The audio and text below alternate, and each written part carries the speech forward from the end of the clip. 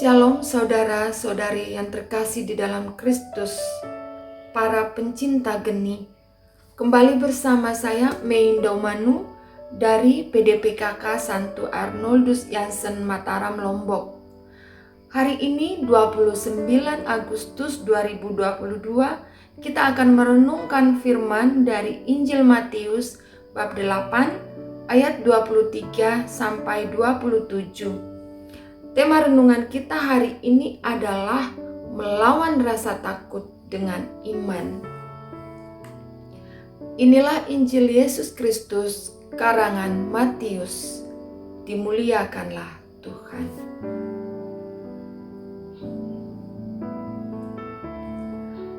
Lalu Yesus pun naik ke dalam perahu dan murid-muridnya pun mengikutinya.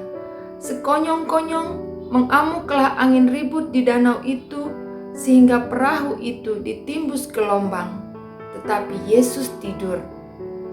Maka datanglah murid-muridnya membangunkan dia, katanya, "Tuhan, tolonglah, kita binasa." Ia berkata kepada mereka, "Mengapa kamu takut, kamu yang kurang percaya?" Lalu bangunlah Yesus menghardik angin dan danau itu, maka danau itu menjadi teduh sekali. Dan heranlah orang-orang itu, katanya, "Orang apakah dia ini sehingga angin dan danau pun taat kepadanya?" Demikianlah Injil Tuhan. Terpujilah Kristus. Saudara-saudari yang terkasih di dalam Kristus, kita semua adalah umat pilihan Allah. Kita beriman kepada Yesus Kristus sebagai juru selamat kita. Namun prakteknya dalam kehidupan kita sering lupa akan hal ini. Kita dalam menjalani hidup kita, seringkali kita hanya mengandalkan kemampuan kita sendiri, kekuatan kita sendiri, kepintaran kita sendiri. Kita membuat Yesus tidur dalam diri kita. Kita membuat Yesus tidur dalam kehidupan kita. Hal ini akhirnya membuat kita mengalami suatu ketakutan, kegelisahan, kecemasan, bahkan depresi ketika badai gelombang kehidupan mulai mengamuk dalam hidup kita. Ketika kita mulai mengalami berbagai masalah yang sulit kita selesaikan sendiri, yang akhirnya kita seperti tidak menemukan jalan keluar, kita akhirnya berteriak. Saat itulah kita baru mencari Tuhan. Kita mencari Tuhan ketika segala daya upaya yang kita lakukan karena kekuatan kita sendiri, karena kita mengandalkan orang lain dalam dunia ini atau hal-hal yang kita yakini dalam dunia ini, sudah tidak memberi kita hasil, sudah tidak menyelesaikan masalah kita. Semuanya buntu. Saat itulah baru kita mencari Tuhan.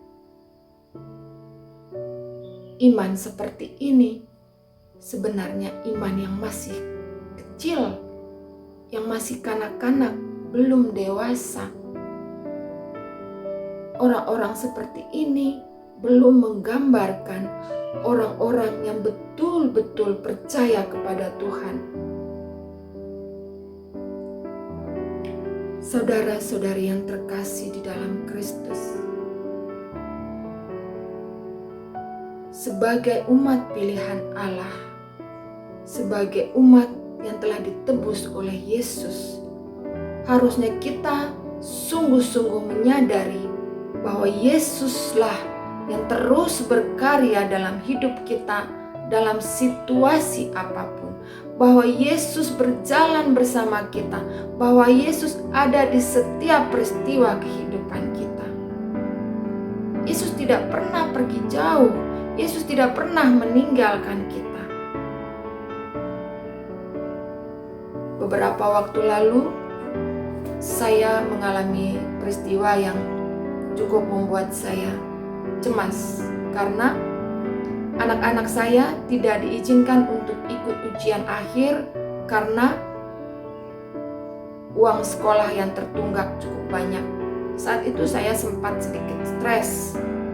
Tetapi saya bersyukur bahwa hati saya kembali mengingatkan saya bahwa saya memiliki Tuhan Yesus yang ada dalam diri saya, yang ada dalam hidup saya, yang ada dalam kehidupan rumah tangga saya. Sehingga waktu itu saya sungguh-sungguh mendorong diri saya untuk ingat, oh iya, saya tidak sendirian, Tuhan ada bersama saya, Yesus ada dalam hidup saya. Saya yakin bahwa Tuhan akan memberi saya jalan, Tuhan akan membuka jalan bagi saya untuk menyelesaikan keuangan itu.